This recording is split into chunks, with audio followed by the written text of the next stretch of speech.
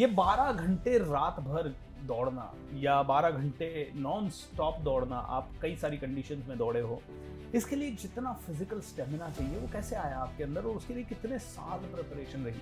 तो निशा, mount Everest expedition करने से पहले आपने कौन कौन से और माउंटेन्स के ऊपर एक्सपीडिशन किया है? Mount friendship peak, mount Satopanth, mount Nun, mount मनालसू, देन माउंट एवरेस्ट। तो एक टीचर ने मेरे पे ये सवाल किया कि आपने क्या किया है जो आप बच्चों को ज्ञान दे रहे हो।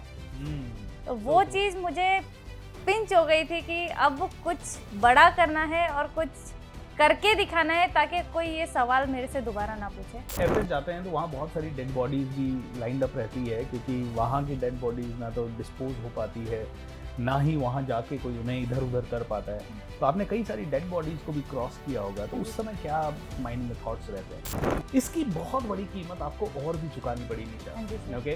क्या क्या कीमतें और चुकानी पड़ी, क्या क्या चैलेंजेस हो रहा है? और सबसे बड़ी कीमत जो मैंने चुकाई थी वो मेरी फिंगर्स की जो टिप्स हैं, सभी फिंगर्स में नेल वाला पोर्शन जो है वो कट करना पड़ा बिकॉज ऑफ फ्रॉस्ट बाइट। हाय नमस्कार दोस्तों, मैं हूं भूपेंद्र सिंह राठौड़ और आप सभी का स्वागत है मेरे यूट्यूब चैनल पे। कैसे हैं आप सभी दोस्तों? कहते हैं कि जब हिम्मत करे इंसान तो सहायता करे भगवान, और हिम्मत जब इंसान करता है तो उससे छोटी सी उम्र में बड़े बड़े कार्य हो जाते हैं। आज का इंटरव्यू आपको बड़ा इंस्पायर करेगा, आपको झकझोर देगा, आपको कुछ करने के लिए प्रेरित भी करेगा, क्योंकि मैं आप सभी के सामने इंट्रोड्यूस कर रहा हूं एक ऐसी डायनेमिक लेडी को जिन्होंने बहुत हिम्मत की, एवरेस्ट तक जाने की कोशिश की, ना सिर्फ कोशिश की, एवरेस्ट पे पहुंचे। एवरेस्ट पे पहुंचने की उस जद्दोजहद में उनके साथ बहुत सारे हादसे हुए, लेकिन फिर भी एज अ विक्टोरियस लेडी रही। एंड उसके बाद उन्होंने शुरू की एक जबरदस्त मुहिम, बड़ौदा से साइकिलिंग करके लंदन तक जाने की। दोस्तों आइए स्वागत करते हैं the dynamic personality, one and only Everester Nisha. Hi Nisha, नमस्कार, कैसे हो आप? नमस्कार सर, एकदम बढ़िया सर। बहुत ही अच्छा लग रहा है आपको स्टूडियो में देख के। आई एम सुपर प्राउड। मुझे दो चीजों के कारण प्राउड होता है। एक तो एवरेस्ट जाना मेरा भी एक अच्छा सपना था, मैंने माउंटेनियरिंग के कोर्सेज वगैरह किए, बट सच में आप जितनी हिम्मत अभी तक जुटा नहीं पाया हूँ कि एवरेस्ट चला जाऊं, क्योंकि घर वाले मना करते हैं और उसके अलावा काम है, बिजनेस है, कई सारी चीज़ें, इतना बड़ा जिंदगी का रिस्क है और आपने वो रिस्क लिया। That is why I am super proud of you. दूसरा, आई एम सुपर प्राउड कि आपने एक ऐसा जबरदस्त काम अपने हाथ में दूसरा लिया है, 6 महीने तक सैडल पे रहना, साइकिल पे रहना। How you feeling? Sir I am feeling so good, और सबसे अच्छा लग रहा है क्योंकि मैंने ये जो स्टेप लिया है ये अभी तक किसी ने नहीं लिया, और इतना बड़ा स्टेप मैं उसको एग्जीक्यूट करने के लिए निकल चुकी हूँ। क्या बात है। हाँ, मतलब सोच आना, विचार आना एक बात होती है, लेकिन उसे एग्जीक्यूट करने के लिए निकल पड़ना ये दूसरी बात होती है। मैं आपसे पूछना चाहूँगा कि इस एग्जीक्यूशन में सबसे पहले तो ये जो भी आपने किया, एवरेस्ट जाने की बात करी या फिर लंदन साइकिलिंग की बात कर रहे हो, घर परिवार वालों का शुरू में जब आपने इसके बारे में कहा होगा तो क्या रिएक्शन रहा होगा और कैसे उन्होंने सपोर्ट किया, कैसे उन्होंने इस चीज़ को लिया? शुरू में सर घर वालों को डर लगता था क्योंकि जब मैंने शुरू किया था उस टाइम माउंटेन्स में नेटवर्क नहीं होता था, तो मेरी मदर भी सिंगल मदर है तो उनको थोड़ा डर लगता था। मैं जाती थी तो कि कुछ हो गया तो इंटरेक्शन नहीं हो पाता 10-10, 12-12 दिन तक। फिर माउंटेन्स में जब जाते हैं स्पेशली एक्सपीडिशंस के लिए तो 20 दिन, 25 दिन, महीने से ऊपर भी लगता है। वैसे इंटरेक्शन बिल्कुल भी फैमिली के साथ नहीं हो पाता, तो उनको शुरू में डर लगता था, बट धीरे धीरे उन्होंने भी मेरा हौसला बढ़ाना शुरू किया और मुझे बोला कि तुम्हें अच्छा लगता है, तुम आगे बढ़ना चाहते हो तो तुम करो, मैं तुम्हें कहीं नहीं रोकूंगी। लेकिन इसके लिए तो पैसा भी बहुत लगता है निशा, तो how did you manage? Sir पैसे की बात ऐसी है कि 3 साल तक मैं उसकी वजह से, फाइनेंस की वजह से नहीं जा पाई थी। I need 50 lakhs rupees at that time, और नहीं हो पा रहा था इसलिए मैं नहीं जा पा रही थी। 2020 कोविड आ गया, 21 पैसा नहीं हुआ, 22 पैसा नहीं हुआ, बट 23 में भगवान का नाम लेके जो अकाउंट में 1 lakhs रुपीज़ था वो डाल दिया था कि जो होगा देखा जाएगा, पर शुरुआत तो करते हैं। बट भगवान का नाम लेके किया, महादेव का नाम लेके, तो धीरे धीरे करके सब हो गया, और मेरे कोच जो थे उन्होंने धीरे धीरे करके सब कुछ मैनेज किया। इवन जब मैं बेस कैंप पे थी तो उनके ऊपर बहुत प्रेशर था कि अगर आपने अभी बाकी के जो फंड्स हैं वो नहीं डाले तो बेस कैंप से ऊपर के लिए हम लोग निशा को नहीं जाने देंगे। तो उन्होंने वो सब मैनेज करके और सब यहाँ से बैकबोन बन के मेरा सपोर्ट किया और मैनेज कर लिया धीरे धीरे करके। क्या बात है। देखिए, एक अच्छा गुरु होता है तो बहुत सारी चीजें आसान हो जाती है, और निशा के कोच भी बहुत ही पावरफुल कोचेस में से एक है। निशा, मैं चाहूंगा कि आपके कोच के बारे में थोड़ा सा जरूर बताएं, उनका नाम जरूर बताएं, ताकि वो भी दुनिया में पहुंचे और एट द सेम टाइम पता लगे दुनिया को कि एक अच्छे कोच की पावर क्या होती है। सर, मेरे कोच का नाम है मिस्टर नीलेश बारोट, और उन्होंने मुझे माउंट एवरेस्ट के लिए भी पूरा ट्रेन किया था, हर एक चीज़ में सपोर्ट किया था। जो भी मैंने डिसीजंस लिए, जैसे भी मैं रनिंग करती थी, 12 आवर्स की रनिंग करती थी, तो जिस भी टाइम मैं 12 आवर्स की रनिंग करती थी, वो 12 आवर्स वहाँ पे ऑन ग्राउंड ऑन फील्ड मेरे लिए अवेलेबल रहते थे। इवन जब फर्स्ट टाइम मैंने 12 आवर्स की रनिंग करने का डिसाइड किया था, तो एक मैराथन में पार्टिसिपेट किया था, नाइट अल्ट्रा, अडानी में होती है ADR नाइट अल्ट्रा करके, तो उसमें पार्टिसिपेट किया। जस्ट कोविड की वजह से वो कैंसिल हो गई, और मैंने वो डिसाइड कर लिया था कि मुझे करना है, तो मुझे कहीं पे भी पूरे वडोदरा में कहीं पे भी ग्राउंड नहीं मिल रहा था, और उन्होंने वडोदरा आके मेरे को सपोर्ट 3 दिन तक कंटिन्यू हर जगह पे जहाँ पे भी ग्राउंड्स अवेलेबल है हर जगह पे अपील किया। जब नहीं मिला, इवन जिस दिन रनिंग करना था उस दिन लास्ट एक सोर्स ये था कि हम लोग अपने जो गुजरात वडोदरा के पुलिस कमिश्नर है उनके पास जाके उनसे अपील करें कि सर कुछ हो सकता है तो प्लीज़ ऐसा, हम लोग जो प्रिपरेशन कर रही हूँ मैं, वो माउंट एवरेस्ट के लिए प्रिपरेशन कर रही हूँ, और उसके लिए ये एक स्टेप बहुत ज़रूरी है मेंटली प्रिपेयर होने के लिए, तो हमें ग्राउंड चाहिए। और उसके लिए उन्होंने इतनी भागदौड़ की मेरे कोच ने कि कुछ भी हो जाए, अगर तूने डिसाइड किया है कि आज नाइट को रनिंग करनी है 12 घंटे, तो आज नाइट को तुझे ग्राउंड दिलवा दूंगा। क्या बात है, हाउ वंडरफुल। दोस्तों, इसीलिए कहते हैं गुरुर ब्रह्मा गुरुर विष्णु गुरुर देवो महेश्वरा गुरुर साक्षात पर ब्रह्म तस्मै श्री गुरुवे नमः। दोस्तों, बिना गुरु के ज्ञान नहीं होता, बिना गुरु के कोई एवरेस्ट नहीं गया, बिना गुरु के कोई भी ओलंपिक में नहीं गया, बिना गुरु के किसी ने भी $1 बिलियन नहीं बनाया। एंड दोस्तों, इसीलिए कहते हैं गुरु का स्थान भगवान से भी ज़्यादा बड़ा होता है।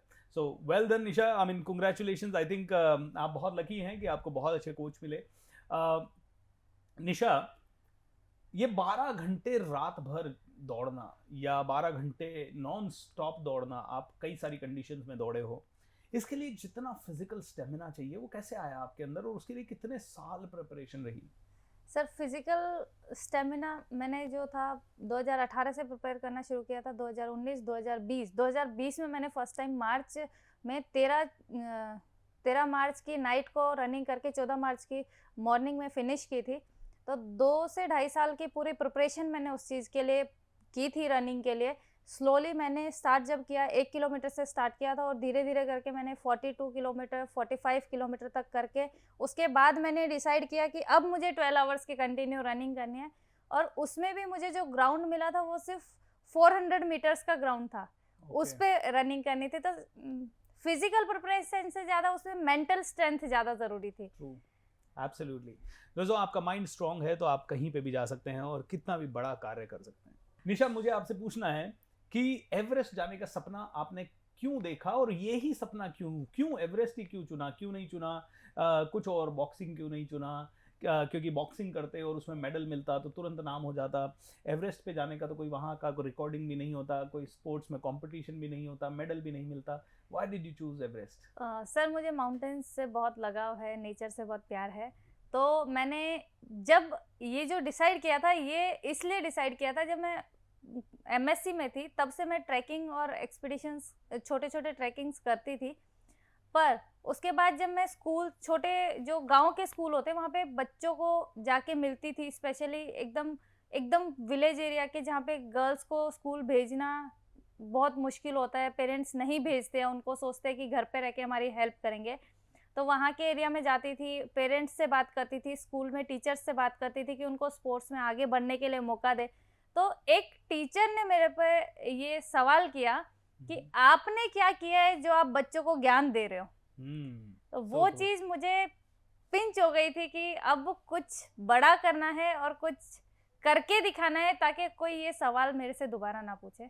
और माउंटेनियरिंग में इंटरेस्ट था, तो फुल्ली मैंने उस लाइन में अपने जो फील्ड को डाइवर्ट कर दिया, और माउंटेनियरिंग का सबसे टॉप माउंट एवरेस्ट है सर। तो मैंने सोचा, उसी टाइम डिसाइड किया कि अब करना है तो माउंट एवरेस्ट क्लाइंब करना है, जितनी मेहनत होगी मैं पूरी अपने फुल 120% उसमें लगा दूंगी। So beautiful. दोस्तों, शिद्दत से कोई काम करो तो अपने आप सारी चीजें होने लगती है, क्योंकि सारी कायनात उसे आपसे मिलाने में जुट जाती है। सो निशा, माउंट एवरेस्ट एक्सपीडिशन करने से पहले आपने कौन कौन से और माउंटेन्स के ऊपर एक्सपीडिशन किया है? Mount friendship peak, mount Satopanth, mount Nun, mount मनालसू, देन माउंट एवरेस्ट। और ये कौन कौन से कितने कितनी हाइट की है सारी? Sir mount friendship peak 5700 meters something है, माउंट सतोपंथ 7000 मीटर्स है, माउंट नून 7100 मीटर्स है, और माउंट मनालसू 8300 मीटर्स समथिंग है, और माउंट एवरेस्ट 8848। सो आपने मनासलू किया और उसके बाद माउंट एवरेस्ट किया सेम टाइम में, एक ही ड्यूरेशन में, या पहले मनासलू करके वापस आ गए थे फिर एवरेस्ट गए? हाँ सर, मैं 2022 सितंबर में माउंट मनालसू किया था, और उसके बाद मैं माउंट एवरेस्ट के लिए 2023 अप्रैल में गई थी। वाओ। अभी ये बताइए कि जैसे 8300 मीटर के आसपास आपने बताया माउंट मनासलू है और एवरेस्ट 8800, दोनों में चढ़ने में एवरेस्ट के लिए 50 लाख रुपए लगता है, हाँ जी और मनासलू के लिए शायद 3-4 लाख रुपए, 5 लाख रुपए में हो जाता है। इतना डिफरेंस क्यों? सर 3-4 लाख में वो भी नहीं होता, उसमें भी 13 से 14 लाख का एक्सपेंस माउंट मनालसू में भी आता है। बट माउंट एवरेस्ट के लिए जो नेपाल गवर्नमेंट की फीस है वो थोड़ी ज़्यादा है। ओके। और उसके अलावा के जो एक्सपेंसेस है वो ज़्यादा है। जैसे माउंट मनालसू है तो वो एक महीने का एक्सपीडिशन, 1 से सवा महीने का एक्सपीडिशन होता है, बट माउंट एवरेस्ट जो है वो 2 महीने का पूरा एक्सपीडिशन है। तो वो सब चीज़ों में और ऑक्सीजन सिलेंडर्स वहाँ पे ज़्यादा लगते हैं, जो उन सब चीज़ों की वजह से एक्सपेंसेस थोड़े बढ़ जाते हैं। Okay, wonderful. दोस्तों, निशा ने एवरेस्ट जाने के लिए कार्य किया, वो भी एक एवरेज फैमिली से हैं, पैसा नहीं था, कमाई भी इतनी ज़्यादा नहीं थी, बस हिम्मत थी, हौसला था, करना था और कर दिया। इसकी बहुत बड़ी कीमत आपको और भी चुकानी पड़ी निशा। हाँ जी सर। ओके, क्या क्या कीमतें और चुकानी पड़ी, क्या क्या चैलेंजेस हो रहा है? सर चैलेंजेस, सबसे मेन चैलेंज था वेदर, और सबसे बड़ी कीमत जो मैंने चुकाई थी वो मेरी फिंगर्स की जो टिप्स हैं, सभी फिंगर्स में नेल वाला पोर्शन जो है वो कट करना पड़ा बिकॉज ऑफ फ्रॉस्ट बाइट। जब मैं डिसेंड कर रही थी तो बाकी सब क्लाइंबर्स क्लाइंब कर रहे थे, और उनको वे देने के लिए फर्स्ट प्रायोरिटी क्लाइंबर जो अप जा रहा होता है उसको देनी होती है, तो उनको वे देने के लिए मुझे 2.5 घंटे एक ही स्पॉट पे खड़े रहना पड़ा हिलेरी स्टेप पे। तो उस टाइम पे मुझे फ्रॉस्ट बाइट हो गया था, और जब मैं डिसेंड किया तो उस टाइम पे मुझे नहीं पता लगा, लेकिन जब मैंने डिसेंड किया तो मुझे पेन होना शुरू किया, और उसके बाद मुझे पता लगा जब मैं बेस कैंप पे आई कि मुझे फ्रॉस्ट बाइट हो गया है। दोस्तों देखिए, हाथों के फिंगर टिप्स, दोनों हाथों के निशा के एम्प्यूट करने पड़े, और दैट वाज बिकॉज उनके सपने की कीमत है। अगर आप अपने सपने की कीमत चुकाना चाहते हो तो हर एक सपना मुमकिन है। सपने की कीमत बहुत बड़ी हो सकती है, लेकिन सपना आपका है। ये कीमत चुकाने के बाद आपको कभी रिग्रेट हुआ कि यार मेरे हाथ की फिंगर टिप्स चली गई? Do you feel any times bad about it? नहीं सर, बिल्कुल भी नहीं। मुझे ऐसा कभी रिग्रेट फील नहीं हुआ कि मेरे साथ ऐसा क्यों हुआ। मैंने सोचा कि अभी ऐसा हुआ है तो और कुछ बड़ा करना है। How wonderful. ताकि लोगों को पता लगे कि अगर कुछ ऐसा कुछ हो भी जाए तो उसके बाद भी हम हर कोई काम कर सकते हैं। एट प्रेजेंट सर मैं हर एक काम कर सकती हूँ। जैसे आप देख सकते हैं कि मैं साइकिलिंग एक्सपीडिशन पे निकली हूँ, तो उसमें सब कुछ करना पड़ता है। साइकिलिंग में चलाने में भी ब्रेकिंग वगैरह का सब मैनेज करना पड़ता है, अपना A to Z अपना पर्सनल काम भी करना पड़ता है, राइटिंग वाइटिंग सब कुछ मैं कर सकती हूँ। क्या बात है।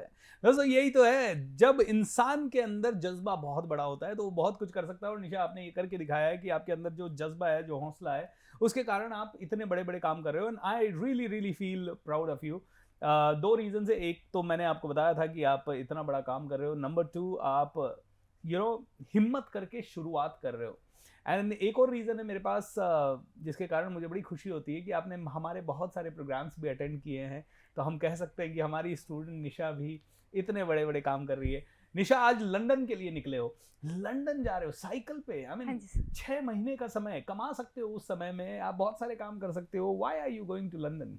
सर मेरा जो मेन मोटो है चेंज बिफोर क्लाइमेट चेंज, और जैसे मेरे को माउंटेन्स से, नेचर से बहुत लगाव है, तो जब मैं माउंटेन्स में जाती हूँ मैंने बहुत ड्रास्टिकली चेंजेस देखे हैं। जो हमारे ग्लेशियर्स हैं वो बहुत ड्रास्टिकली मेल्ट हो रहे हैं, और काफ़ी ग्लेशियर्स तो वेनिश हो चुके हैं।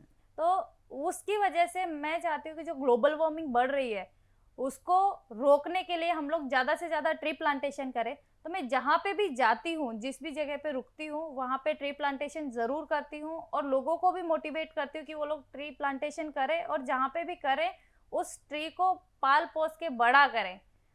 Very true. क्योंकि पेड़ तो काफ़ी लोग लगा देते हैं, लेकिन वो बस फोटो खिंचाने के लिए लगा हाँ। दिए, उसके बाद कौन जाने उस पेड़ का क्या हुआ। दोस्तों, अगर हम बदलेंगे नहीं तो हम बदल दिए जाएंगे। ये मैंने बहुत पहले कई लोगों को कहा भी है और कई जगह पे सुना भी है। जो नहीं बदला दुनिया में वो बदल दिया गया, चाहे वो बड़ी से बड़ी कंपनियां हो, अगर वो नहीं बदली वो बदल दी गई। तो निशा, ये एक्सपीडिशन 6 महीने लंबा है, हाँ जी सर।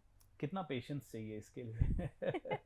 सर मुझे तो पेशेंस चाहिए ही, लेकिन मेरे से ज़्यादा पेशेंस मेरे कोच को चाहिए, क्योंकि वो बैकअप में मेरी साइकिल की स्पीड से उनको बैकअप चलाना पड़ेगा। How तो wonderful. उनको मेरे से ज़्यादा पेशेंस चाहिए, हम्म। क्योंकि मैं तो 25-20 की स्पीड पे साइकिल आराम आराम से इजीली एंजॉय करके चलाऊंगी, बट उनको वो गाड़ी 20 की स्पीड पे चलाने के लिए ज़्यादा पेशेंस चाहिए।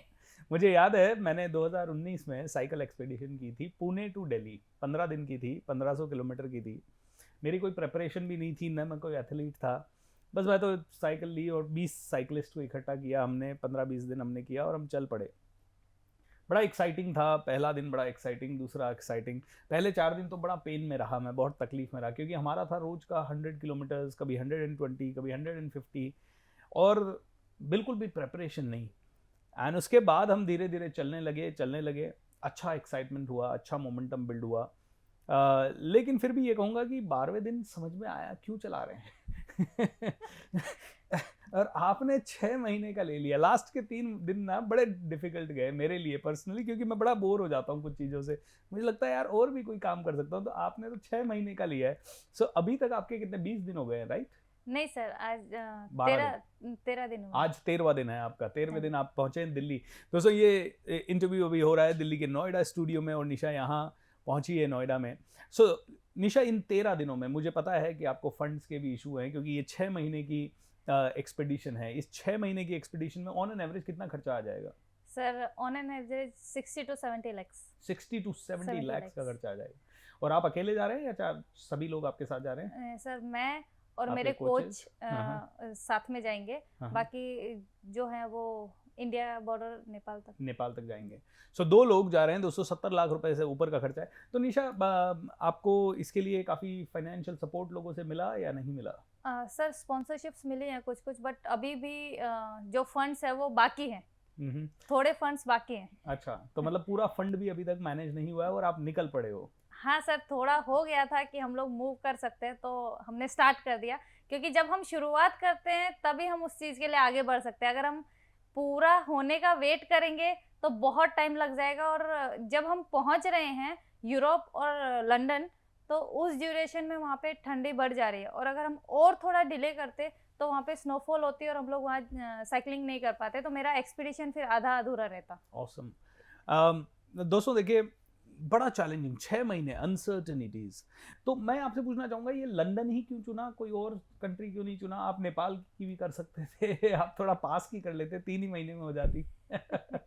सर लंदन मैंने इसलिए चुना क्योंकि मेरे साथ एक हैं मिस्टर कुमार शाह सर करके, जो मेरे लॉजिस्टिक्स में मैनेज सब कुछ कर रहे हैं। तो उन्होंने पहले बाइकिंग में 2013 में सोलो इंडिया से लंदन बाइकिंग किया हुआ है, तो वहाँ से मुझे पूरा रूट का सपोर्ट मिल रहा था, और मेरे को पता था कि वो पूरा वहाँ पे बाय रोड रूट है फ्रांस तक, फ्रांस के कैलिस जो बीच है वहाँ से डोवर तक सिर्फ एक फेरी आती है, अदरवाइज पूरा का पूरा बाय रोड हम लोग कनेक्ट कर सकते हैं। ओके। तो इतनी लंबी साइकिलिंग एक तो किसी ने नहीं की है, और दूसरा ये कि अगर मैं ये करती हूँ तो मुझे बाय रोड पूरा का पूरा लोगों से इंटरेक्शन करने का मौका मिलेगा, और जो मेरा जो मैसेज लेके जा रही हूँ, चेंज बिफोर क्लाइमेट चेंज, मैं हर एक लोगों को पहुंचा सकती हूँ। एब्सोल्युटली। दोस्तों, चेंज बिफोर क्लाइमेट चेंज। दोस्तों, थोड़े दिन पहले मैं एक वीडियो देख रहा था, और उस वीडियो में ये था कि कर लो भाई, और डेवलपमेंट कर लो, और ज़्यादा डेवलपमेंट कर लो, और बड़े बिल्डिंग बना लो, और बड़े मॉल्स बना लो, और ज़्यादा पेड़ काट दो, और ज़्यादा जंगल बर्बाद कर दो, एंड धीरे धीरे टेम्परेचर अभी 50 तक तो आ ही गया है, धीरे धीरे 57 तक चला जाएगा, 58 तक चला जाएगा। और अगर आपको लग रहा है कि आपका AC आपको बचा लेगा, तो ये बताना चाहते हैं कि 60 डिग्री या 58 डिग्री के आसपास आपके एसी भी जलने लग जाएंगे, ब्लास्ट होने लग जाएंगे, and they will not be able to save you. And कहते हैं कि आपकी ह्यूमन बॉडी उस टेम्परेचर को टॉलरेट ही नहीं कर पाएगी, इसीलिए बदल जाएं, नहीं तो बदल दिए जाएंगे। दोस्तों, व्हाट अ वंडरफुल मैसेज निशा। तो इस जर्नी में अभी आपको जो 13 दिन हुए हैं, इसमें क्या क्या एक्सपीरियंसेस हुए हैं? सर हर तरह के चैलेंजेस मुझे आए। एक तो वेदर का आया कि बारिश भी आ रही है, दूसरा टेरेन का आया, बारिश आ रही है, धूप आ रही है, ह्यूमिडिटी बहुत ज़्यादा हो रही है। दूसरा टेरेन का आया कि अप हिल्स आए, राजस्थान में अप हिल्स आए, अप हिल्स में भी ऑफ रोड भी आया, और उसके साथ साथ एक ही साथ सब कुछ भी आया, बारिश, हवा, अप हिल, ऑफ रोड, सब कुछ एक साथ भी आया। तो ऐसे करके ट्रक भी आसपास से गुजर ट्रैफिक सर, ट्रैफिक जो मुझे मेन आया वो दिल्ली में ही आया, उसके अलावा गुड़गांव, दिल्ली ये एरिया में ही आया, उसके अलावा ज़्यादा ट्रैफिक नहीं आया। और मैं इतना कहना चाहूँगी कि हमारी जो गवर्नमेंट है वो मुझे काफ़ी अच्छा सपोर्ट कर रही है, गवर्नमेंट की तरफ से भी और पुलिस डिपार्टमेंट की तरफ से भी। जब से मैं वडोदरा से निकली हूँ, एक तो गुजरात के जो डीजी सर है उन्होंने हर जगह पे मैसेज पहुँचा दिया है, जो जो रूट पे मैं जाने वाली हूँ। वो हमारे सीपी सर ने डीजी सर को मैसेज भेजा था, वडोदरा के कमिश्नर, पुलिस कमिश्नर सर ने, और सूरत के पुलिस कमिश्नर सर ने उनको मैसेज भेजा था कि ऐसे ऐसे हमारी एक बेटी जा रही है और हमें उसके लिए ऐसे सपोर्ट चाहिए। तो जब से मैंने वडोदरा से शुरू किया है, पुलिस की पीसीआर वैन ने मुझे काफ़ी अच्छी प्रोटेक्शन दी है कि ट्रैफिक में मुझे कहीं ज़्यादा प्रॉब्लम्स आई नहीं है। How beautiful. दोस्तों, आपको बताना चाहूँगा कि अभी ये इंटरव्यू जब हो रहा है, ये करीब शाम को 6:30 सब बजे हैं, एंड निशा सुबह की निकली हुई है। आज उन्होंने लंच भी नहीं किया है, जस्ट बिकॉज उन्हें इस इंटरव्यू में टाइम पे पहुंचना था। तो वो साइकिल चलाते हुए दिल्ली पहुंची। दिल्ली पहुंचते ही जहां वो रुकी हुई है वहां उन्होंने अपना सामान डंप किया, and then directly she came to the studio. देखिए कितना ज़बरदस्त डेडिकेशन है। निशा, जब आप ये सब करते हो तो आपको बहुत सारी तारीफ़ें भी मिलती होगी ना, लोग कहते होंगे Nisha is doing great, amazing, because I know बहुत कम लोग एवरेस्ट जा पाते हैं, बहुत कम लोग इतना बड़ा काम कर पाते हैं। तो how do you feel at that moment? उस मोमेंट में आपको क्या रियलाइज़ होता है, क्या आप अपने आप को बोलते हो? और दूसरा सवाल, इसी मोमेंट में कभी कभी गिव अप करने का भी हो सकता है, कभी 1-आधा% थॉट आया हो, तो उस मोमेंट में आप अपने आप को कैसे मोटिवेट करते हो? सर, जब लोग मुझे मिलते हैं, मुझे ऑल द बेस्ट बोलते हैं, यू आर डूइंग ग्रेट, तो मुझे एक मोटिवेशन मिलता है अंदर से कि जो मैं कर रही हूँ उसको और चैलेंजिंग लेके मैं करूँ और जितना हो सके उसको परफेक्टली करूँ। तो मुझे एक मोटिवेशन मिलता है और अच्छा लगता है।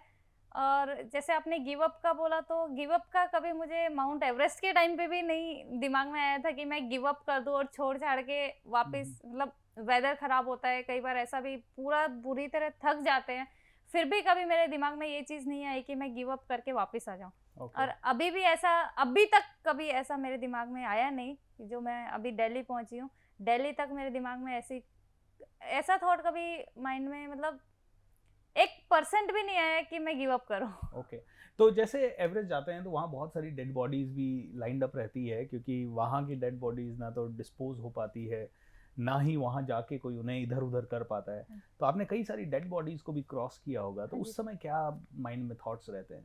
सर, फर्स्ट जो डेड बॉडी थी वो अंधेरे में क्रॉस हो गई थी, तो दिखी नहीं मुझे और इतना पता नहीं लगा मुझे। बट जब सेकंड डेड बॉडी आई तो उजाला हो चुका था, तो मैं भी जस्ट 1 मिनट के लिए मैं खुद सुन पड़ गई थी कि क्या करना चाहिए, क्योंकि उसूलों के हिसाब से हमने कभी ऐसा सोचा नहीं है होता कि डेड बॉडी को हम लांग के क्रॉस करके जाएंगे। और कभी बुक्स में पढ़ा था, मूवीज में देखा था, जो भी नॉलेज मैंने दूसरे लोगों से गैदर की थी माउंट एवरेस्ट के रिगार्डिंग, तो उसमें मुझे पता लगी थी ये सब चीज़ें, लेकिन कभी मैंने खुद से एक्सपीरियंस नहीं किया था। मैं इतने सारे माउंटेन्स में पहले गई थी, बट कभी एक्सपीरियंस नहीं किया था। जो फर्स्ट मोमेंट था तो वो मेरे लिए भी शॉकिंग था, बट दिल से आवाज़ आई कि निशा आगे बढ़ना है, और जो तेरा ड्रीम है उसके पीछे इतने सारे लोगों का सपोर्ट है, इतना सारे लोगों का आशीर्वाद है, उसको पूरा करना है।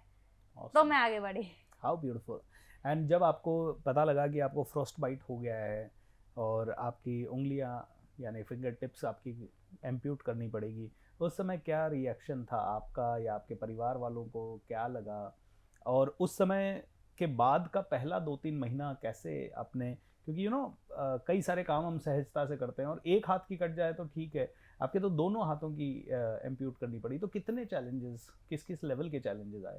सर चैलेंजेस ऐसे आए थे कि इनिशियली मैं कुछ भी काम नहीं कर सकती थी क्योंकि 9 फिंगर्स का फ्रॉस्ट बाइट था, तो पूरा हाथ में पट्टी बंधा रहता था। मेरी मदर जो थी इनिशियली 5 डेज में तो मेरे साथ जो थे मेरे कोच थे, वो जैसे ही उनको पता लगा कि मुझे फ्रॉस्ट बाइट हुआ है, हॉस्पिटलाइजेशन करना पड़ेगा, वो जहाँ पे थे दिल्ली में, वहाँ से तुरंत नेपाल पहुँचे और काठमांडू पहुँचे और मेरी फैमिली के साथ उनका कोऑर्डिनेशन चलता रहा।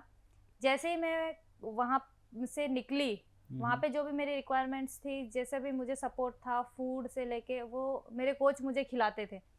वहाँ से जैसे ही मैं वापस आई इंडिया में मेरी मदर मेरे साथ थी और मेरी मदर ने मतलब 6 मंथ्स तक, जब तक मेरे एम्पुटेशन वगैरह नहीं हुआ था, तब तक मेरी मदर ने मुझे फीड किया था। बट कभी भी उन्होंने मुझे ये फील नहीं होने दिया कि ये सब वो जो कर रहे हैं मेरे लिए या मुझे सपोर्ट कर रहे हैं इतना।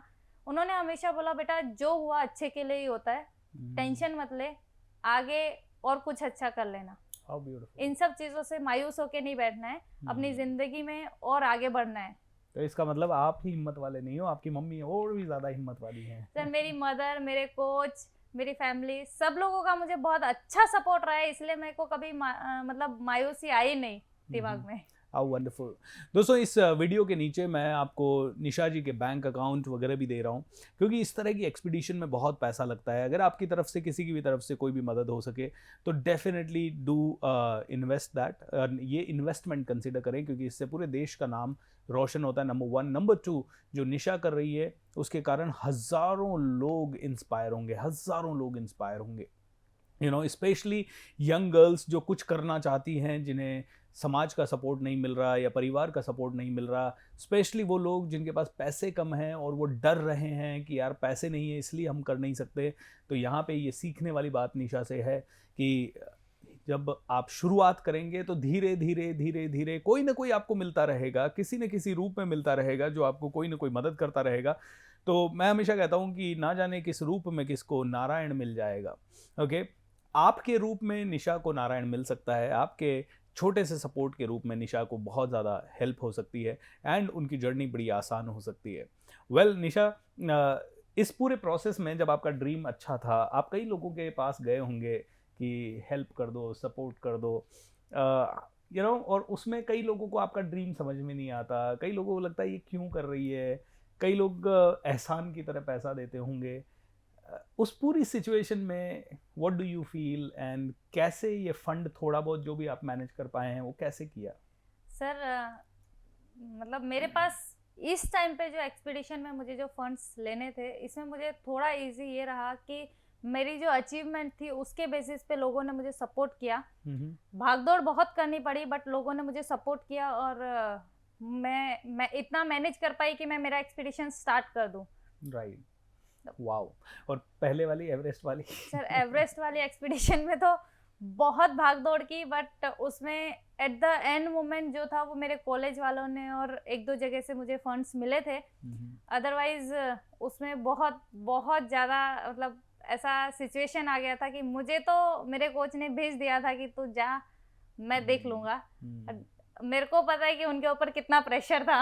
एब्सोल्युटली, ये प्रेशर ही है जो सिचुएशंस अगर आपके पास आ जाती हैं तो आप उनको अगर विन कर लेते हो हिम्मत के साथ। मैंने एक चीज़ पढ़ी थी निशा, कि जितने भी पावरफुल लोग होते हैं ना, उन सभी को डर लगता है और उन सभी को इस तरह की चैलेंजेस आते हैं और उसके बावजूद भी वो कदम उठाते रहते हैं, कदम उठा लेते हैं। मेरे गुरुदेव हैं, गुरुदेव श्री श्री रविशंकर जी, वो कहते हैं कि जब भी आपको कोई भी प्रॉब्लम आए ना, जब भी फाइनेंस का प्रॉब्लम है, आप सिर्फ स्टार्ट कर दो और धीरे धीरे यूनिवर्स सब मैनेज कर देगा। एंड आई थिंक उसी फिलॉसफी पे आप चल रहे हो कि यूनिवर्स धीरे धीरे सभी चीज़ें मैनेज कर देगा। ऐसे कुछ मैसेजेस जो आपको लगता है कि हर एक यंग लड़की तक पहुंचने चाहिए भारत की, वो मैसेजेस प्लीज़ आप शेयर करें हमारे साथ। मैं ये कहना चाहती हूँ कि आप जो भी करना चाहते हो, गर्ल्स हो या बॉयज, जो भी आप करना चाहते हो उसके लिए एक बार स्टेप लो। अगर आपकी फैमिली उससे डरती है तो फैमिली को उतना कॉन्फिडेंस में लो कि आप जो कर रहे हो वो बहुत अच्छा कर रहे हो और जो आप करोगे उसकी वजह से आपकी फैमिली का नाम रोशन होगा। तो आपकी फैमिली आपको ज़रूर सपोर्ट करेगी। आप स्टेप आगे बढ़ाओगे और अपनी तरफ से 100% दोगे, तो कोई भी आपको रोक नहीं सकता उस अचीवमेंट को पाने से। तो स्टेप लेना शुरू करो। तो दोस्तों स्टेप लेना शुरू करो एंड फिर बहुत आगे बढ़ेंगे। बट निशा, आजकल आपकी उम्र कितनी है, if you don't mind? Sir 30 years. 30 years के आसपास हैं आप। आपके उम्र से 5 साल जब आपने एवरेस्ट की तैयारी शुरू की होगी तब आप 20 के होंगे, करेक्ट? 20-21 के आसपास? सर 24 के आसपास। 24 के आसपास आपने शुरू की। वो एज होती है जहाँ जनरली युवा लड़कियां हो या लड़के हों सब भटक जाते हैं, सोशल मीडिया पे दिन रात खोए रहते हैं, मूवीज़ देखना, दोस्तों के साथ पार्टी करना, घूमना फिरना। उस उम्र में आपने सारे डिस्ट्रैक्शंस छोड़े एंड आप यहाँ आए। तो सारे युवाओं को आप क्या कहना चाहोगे कि ये डिस्ट्रैक्शन से कैसे बच सकते हैं? सर अगर एक एम ले लेते हैं तो डिस्ट्रैक्शंस कितने भी हों, अगर आपने एम ले लिया तो डिस्ट्रैक्शंस अपने आप दूर होते चले जाते हैं और आप आगे बढ़ते चले जाते हो। जैसे मैंने सोशल मीडिया, जब मैं बिफोर एवरेस्ट मैंने सोशल मीडिया कभी यूज़ भी नहीं किया था।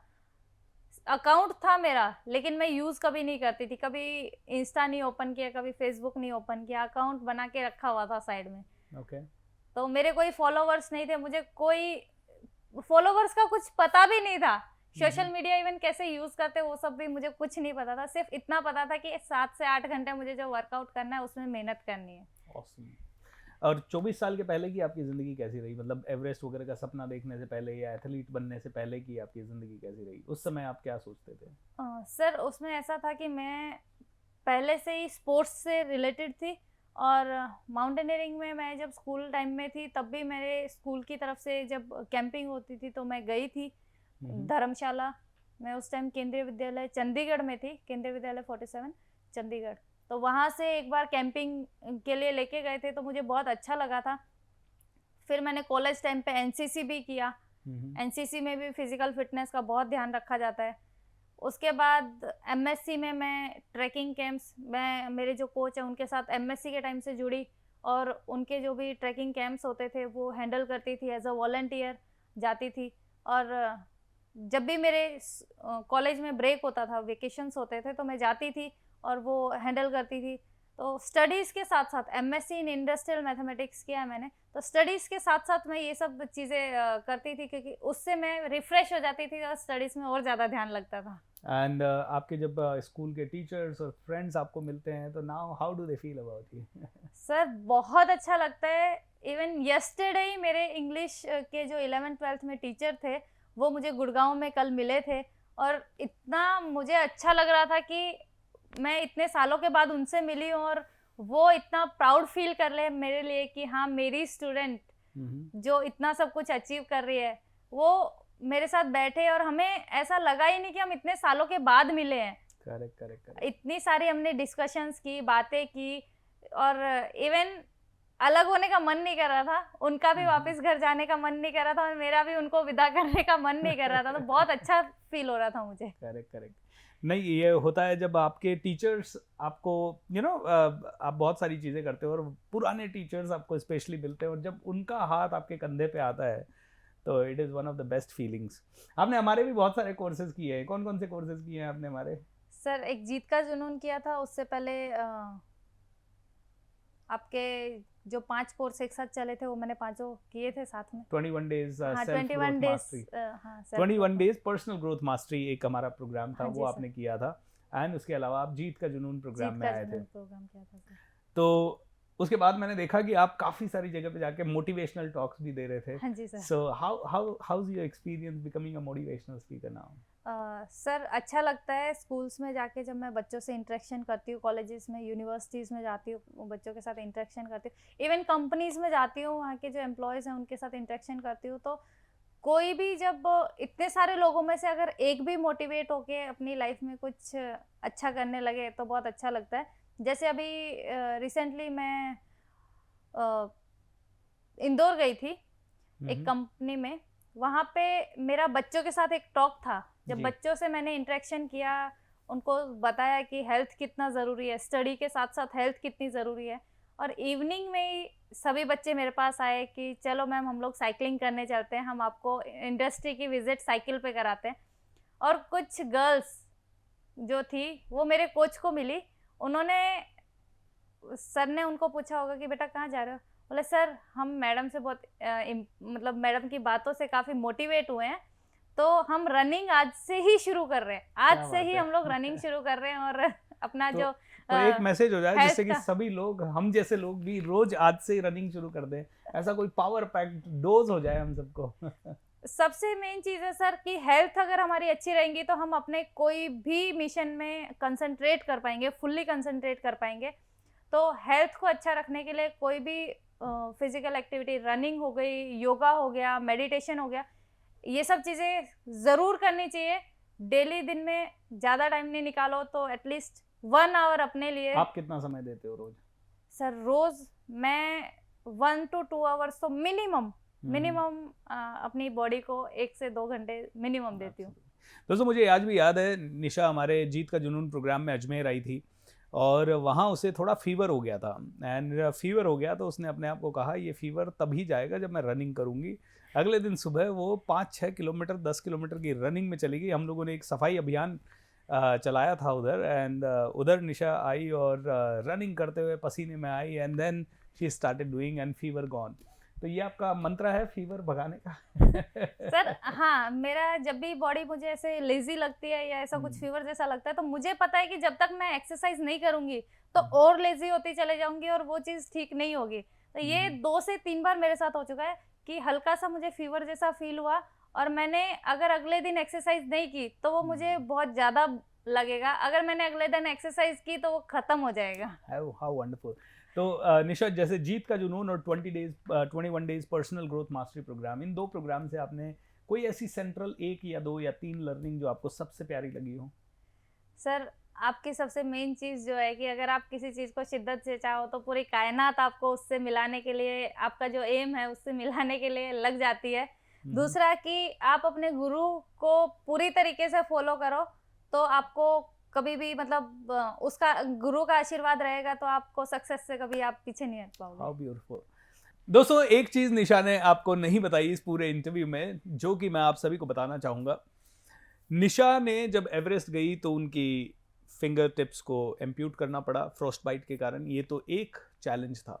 दूसरा चैलेंज ये था कि उनके कोच नीलेश जी से मेरी बात हो रही थी और वो बता रहे थे अभी कि एवरेस्ट जाने से पहले निशा की सगाई हुई थी एंड रोका हुआ था एंड शादी होने वाली थी, लेकिन उनके कोच नीलेश जी ने उसे कहा कि एवरेस्ट जाने के बाद ही शादी करेगी, उसके पहले नहीं करेगी।